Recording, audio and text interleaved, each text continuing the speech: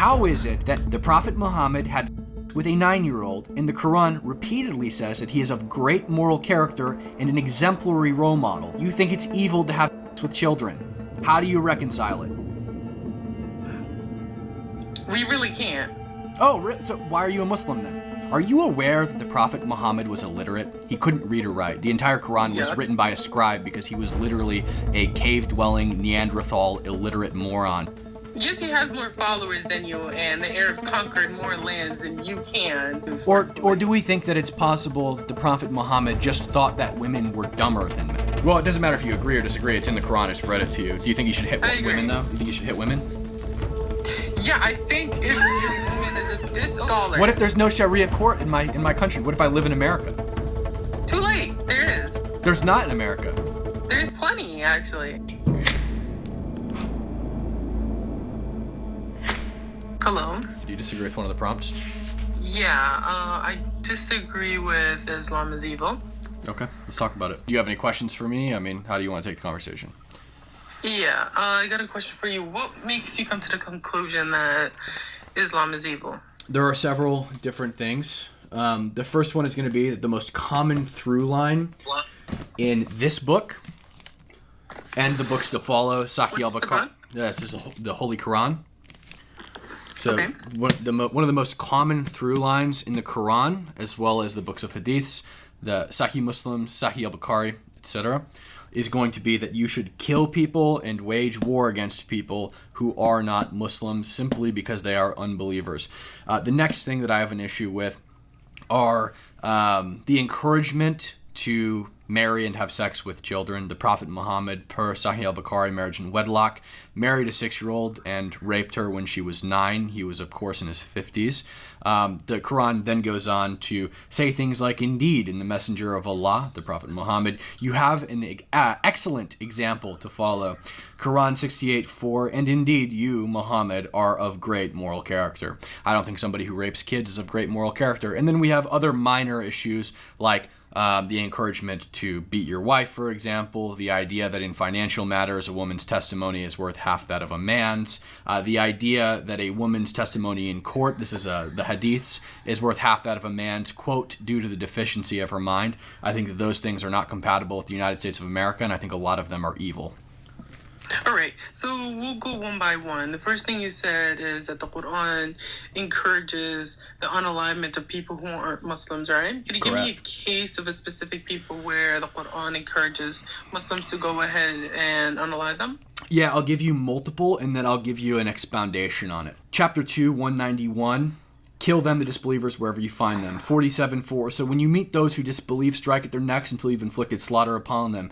8:12 through 13. Remember, the Lord inspired the angels, I am with you, so strengthen those who have believed and cast terror into the hearts of those who have disbelieved. So strike them upon their necks and at every fingertip. 9:5. And when the sacred months have passed, kill the polytheists wherever you find them. 9:29. Fight those who do not believe in Allah or the last day among the people of the book until they pay jizya with willing submission and feel themselves subdued. If you go to Sahih al-Bukhari and Sahih Muslims, you can find this in Hadith 25 or 1399 and 6924. Allah's messenger, the Prophet, peace be upon him, said, I have been ordered by Allah to fight against people until they testify that none has the right to be worshipped but Allah, and that Muhammad is Allah's messenger. Then they will save their own lives and property from me. Okay, so if you don't mind, could you name me the specific group that were attacked by the Muslims because of Prophet Muhammad? Then he says to unalive them. Yeah, you're talking about the pagans in Mecca and Medina, but the Quran specifically calls for non-believers, including people of the book, i.e. Christians, to be killed. Christians never attacked Muslims in the time of the Prophet Muhammad, which is when the Quran was being transcribed. So why would, if this is just all about the Muslims were attacked first and they're just saying do battle against them, why is the focus always on the fact that they don't believe? Why is the focus always on the fact that they're non-Muslims? Why does it always say wherever you find them, not in this specific place? And why does it include Christians and Jews? Why does it say in Sahih Muslims, the day of judgment will not come about until the Muslims fight the Jews killing the Jews. When the Jews hide behind the stones and trees will say, "O Muslims, O Abdullah, there's a Jew behind me, come and kill him." We know that the Jews weren't attacking the Muslims because they were in completely different parts of the world. In fact, at this point, the Jews were in diaspora, mostly in Europe. Okay, so first is when the Quran uses symbolic language like unalive each and one of them, it doesn't actually even say where each and one of them. It says specific people. So in the Quran, there's specific verses, and these specific verses, he goes on. It tells you the detail that happens. It doesn't just stop at go ahead and unalive them. So you said the pagans of Arabia. So I could remember the Treaty of Hudaybiyah. The Treaty of Hudaybiyah is where the pagans had a treaty with the Muslims. They didn't, what was it? Well, they violated the treaty once again. That's like multiple times. The Muslims went ahead. They had enough of it. They went to war with the pagans. The pagans actually, in that specific verse, it says, Prophet Muhammad says, go ahead and unalive all of them that you find. But what did the pagans do? They gave up and they surrendered. When they surrendered, why didn't Prophet Muhammad just go ahead and order all of them to be unalived? He didn't. He put jizya on them. Right. If they paid jizya, if they didn't pay the jizya, then they would leave the city, which all of them paid. And the next caliphates came and made them all leave. You're talking right now about only one verse that I cited. You're talking about the sword verse, which Can you give me like the best verse that you could find, the strongest one? Right now we can look at chapter 9, where they talk about what you're talking about, slaying the polytheists in Medina and Mecca, but then also talk about the people of the book and fighting them in that exact same chapter. Okay, people of the book weren't in Mecca and Medina. They were people of the book are Christians. So it's spiritual.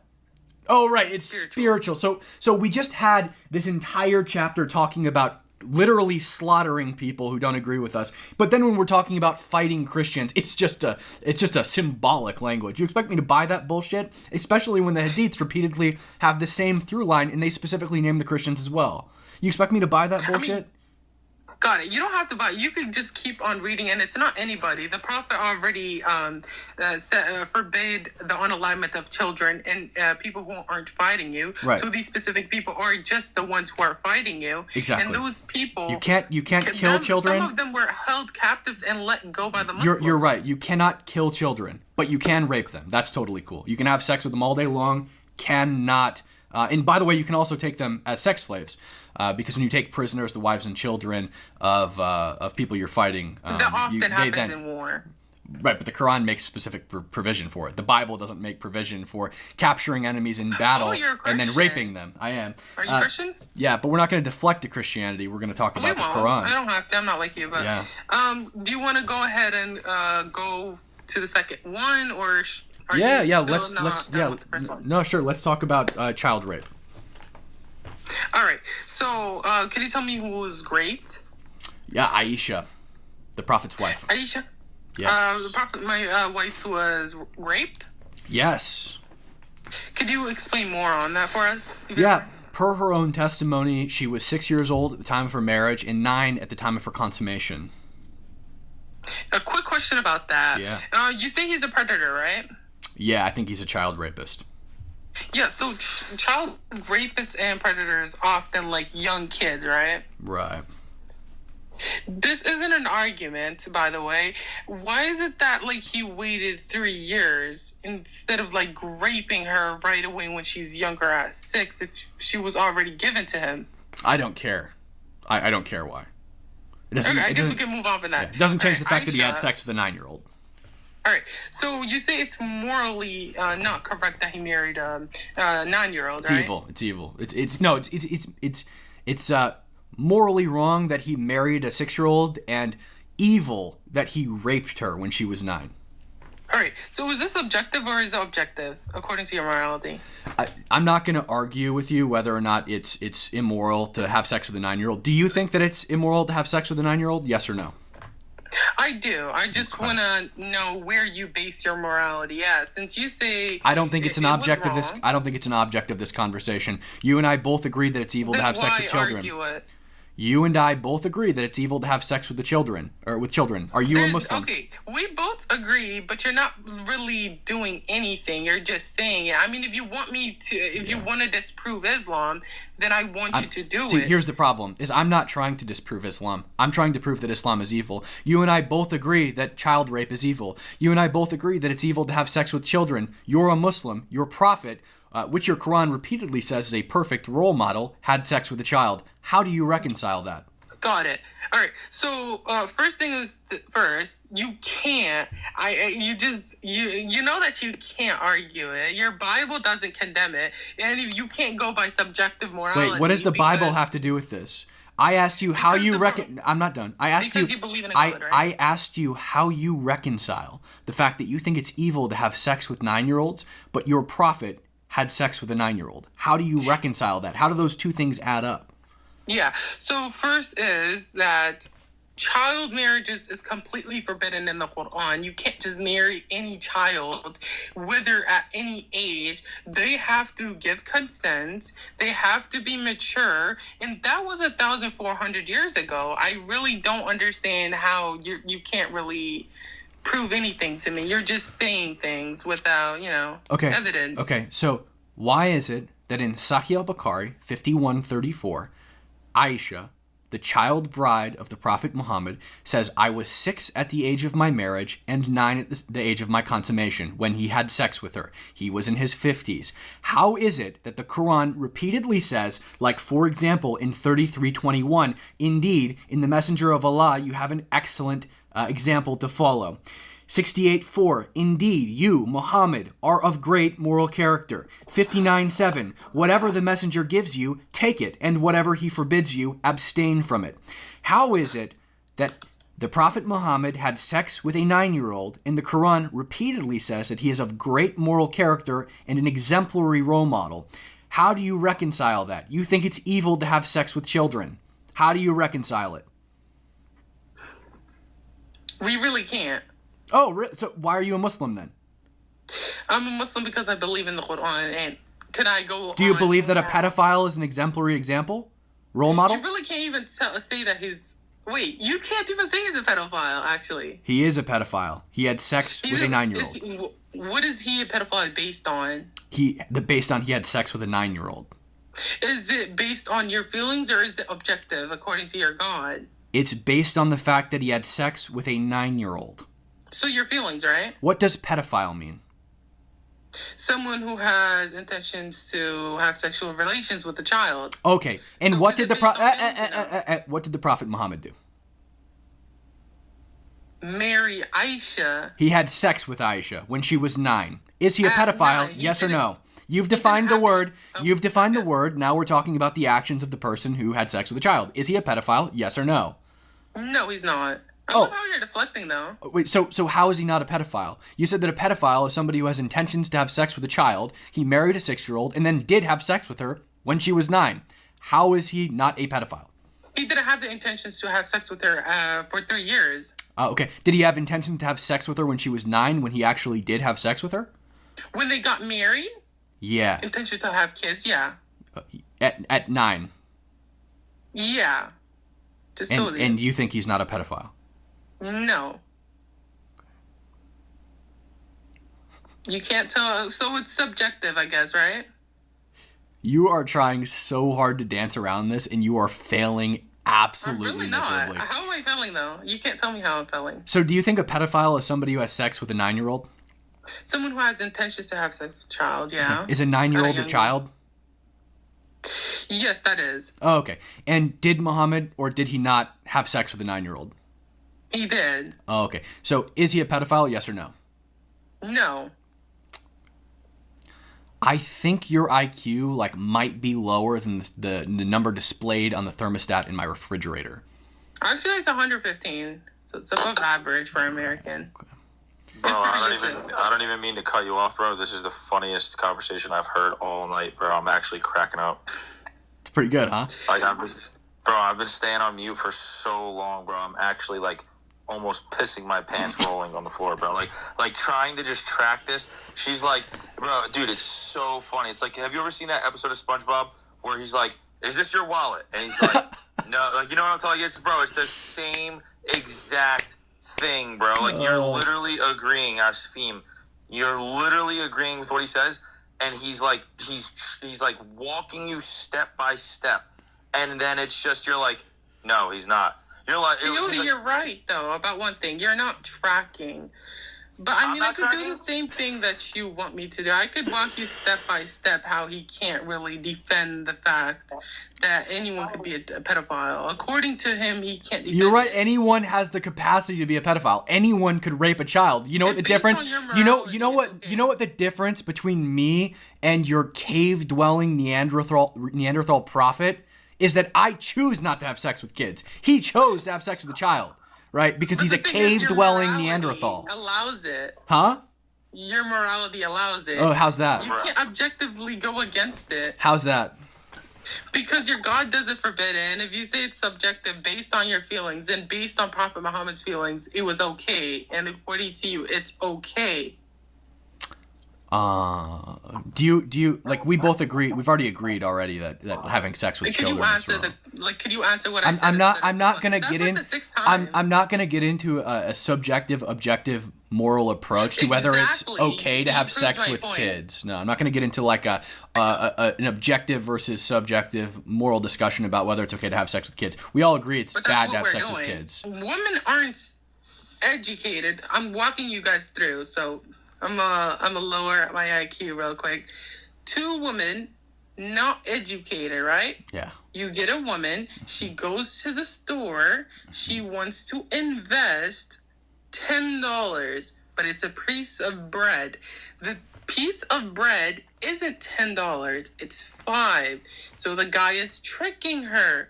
But so she gives him $15. She can't count once again because she's not educated. There must be another woman to help her. So the other woman helps her, gives the guy $5 instead of $15. So Prophet Muhammad comes and says that a woman is deficient in religion. By the way, not pointed that and not that. 2 things that he was talking about in the Hadith. The first thing he was talking about was payments and investing. Second thing, religion. Women are deficient in religion. Why? He explains. Because women can't pray when they have, their period. They can't fast when they're on their period. So those 2 things a man can do at any time, but a woman can't. Okay. Now do you understand? Not fully. Let me ask you a follow-up question. Are you telling me that a woman's testimony is worth half that of a man's because she's not as educated as a man? Yes. Okay, great. That's all I needed to know. Are you aware that the Prophet Muhammad was illiterate? He couldn't read or write. The entire Quran was written by a scribe because he was literally a cave-dwelling Neanderthal illiterate moron who couldn't read or write. Yes, he has more followers than you, and the Arabs conquered more lands than you can. Right. And the Christians right, because that's what the Quran encourages you to do. Is to exactly. That's what the Quran encourages you to do. Is just cavemen. Right. Okay. What were they doing? Without the Muslims, what did you guys achieve? Right. So anyway, so you expect me to believe the guy who couldn't read or write was making judgment calls about the deficiency of other people's minds? And their education level? I believe it happened historically. So yeah, I guess you have to. Or do we think that it's possible that the Prophet Muhammad just thought that women were dumber than men, in general? Because that's what he wrote. Actually. That's what he wrote. Because Aisha grew. Sorry. I made a grave mistake. It's not what he wrote because he couldn't write. It's what he said for a scribe to write. Is that a woman's testimony is worth half that of a man's because of the deficiency of her mind. And Aisha narrated plenty of hadith. She was one of the most smartest women in Islam at that time. Sounds like she might have been smarter than the Prophet. What? Sounds like she might have been smarter than the Prophet. Could she write? Let's look at this. Let's look this up, actually. Yeah, she can write, actually.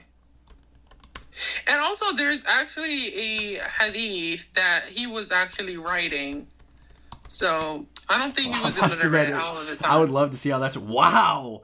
Aisha! So you expect me to believe the guy who married a 6-year-old that could read and write made a judgment call that all women were less educated than him when he himself couldn't read or write? He never said all women.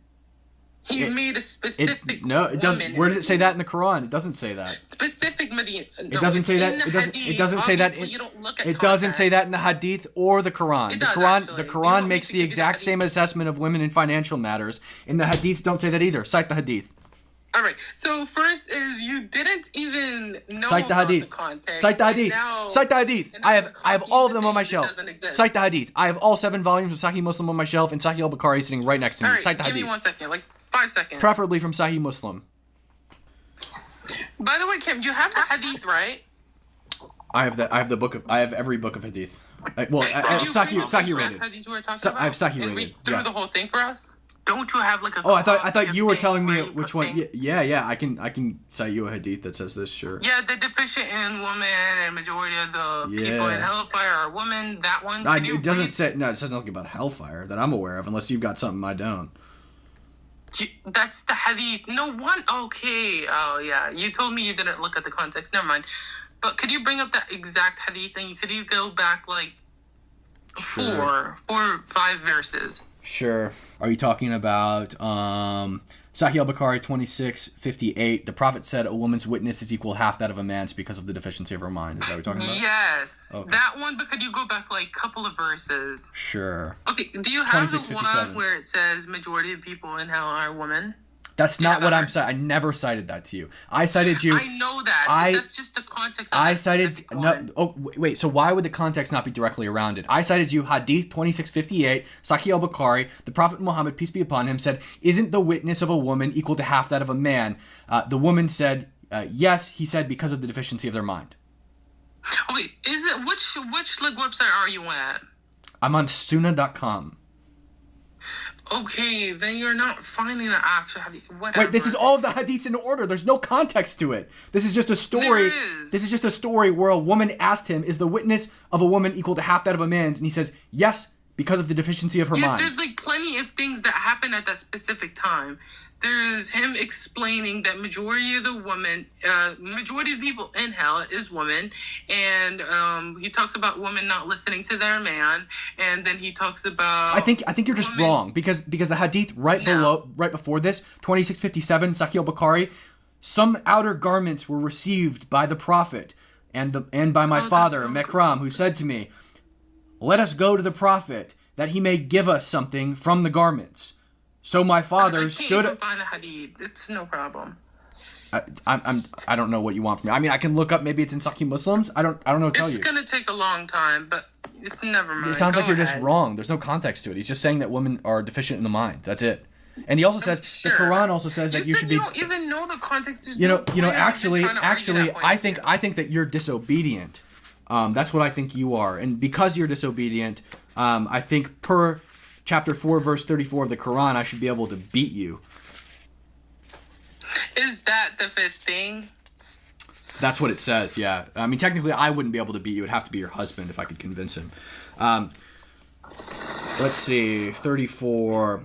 Husbands should take good care of their wives with the bounties God has given to some more than others, and with what they spend out of their own money. Righteous wives are devout and guard what God hath given them. In their husband's absence. If you fear high-handedness from your wives, remind them of the teachings of God, then ignore them in bed, then hit them. If they obey you, you have no right against them. God is most high and great. If you, believers, fear that a couple may break up, appoint one arbiter from his family, one from hers. Then if the couple want to put things right, God will bring about reconciliation between them. He is all-knowing and all-aware. Do you want me to answer if I agree or disagree? Well, it doesn't matter if you agree or disagree. It's in the Quran. I just read it to you. Do you think you should hit women, though? Do you think you should hit women? Yeah, I think if your woman is a disobedient woman... Wait. It doesn't say if your wife is disobedient. It says if you fear that she's disobedient. If I am married to you and I fear that you're disobedient, not even that you are disobedient, I get to hit you. You think that's cool? Got it. All right. So if a man money is my money and he's doing all these things for me just for me to disobey, then yes, I agree with it. No. Not disobey. I'm suspicious that you're disobeying me. Yeah, if you fear specifically, that's why I kept saying disobey instead of fear. Yeah. If you fear it, then you got to go to a Sharia court. You got to. Well, it doesn't say that. It doesn't say that. It says I can hit you. And that's how Islamic laws. No, it doesn't. Do you know the scholars? Do you know the? It doesn't. Hadith? It doesn't say. Anything. Wait, this is the Quran. It doesn't say that I have to go to a Sharia court. It just says I can hit you. Yeah, it doesn't have to say it. It already is the law. When a woman Where does it say that? fears the oh Lord, I got it. You want another verse where it says, if you're having marriages problems, then you got to go to a Sharia court. Yes. Yeah. That's the scholars. What if there's no Sharia court in my country? What if I live in America? Too late. There is. There's not in America. There's plenty actually. Okay, what if I live in a place that doesn't have Sharia courts? Like where? Like anywhere. It doesn't matter. Nowhere, anywhere it does have it. America has No. it. What if I'm somewhere where they don't have it? You gotta name a place. It doesn't exist. I don't have to answer it. Okay. Hypothetically, I'm in a place that doesn't have Sharia courts. What do I do? I deal with reality. Okay. You're just afraid to answer. Because you know it just means I can fucking lay the RKO down on your ass. No, actually, no. Everywhere has a masjid. You must go to the nearest masjid to go to a sheikh, and then he'll answer the questions. And if he says I can do it, then I can do it. Yes, if you proved your suspiciousness, yes.